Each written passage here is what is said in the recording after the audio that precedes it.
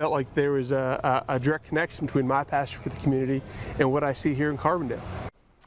There's a new top cop in the city of Carbondale. Anthony Copeland is now the leader of the Carbondale Police Department. He just finished his first week on the job, and today he talked to Devin Kidd about fighting crime in Carbondale and his vision for the city. Anthony Copeland has had a very busy week since taking the reins as Carbondale's new police chief. Copeland says his first task is getting out onto the streets and identifying the needs of the community. In every neighborhood, the people know the problems better than we do. And the city of Carbondale's new police chief is listening to his fellow citizens to learn about those problems. Anthony Copeland was sworn in on September 2nd after serving 19 years with the Paducah, Kentucky Police Department.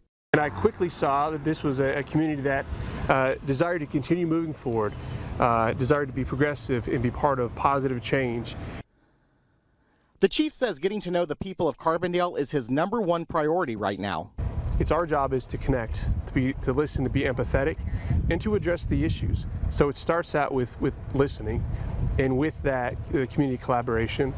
Copeland says he's already been working with Southern Illinois University with the goal of letting folks at home know Carbondale is a safe place to send your kids to school. The safety of not only the community, the safety of the students, in working closely with the university and leadership at the university and the police department is paramount for us for the health of the community.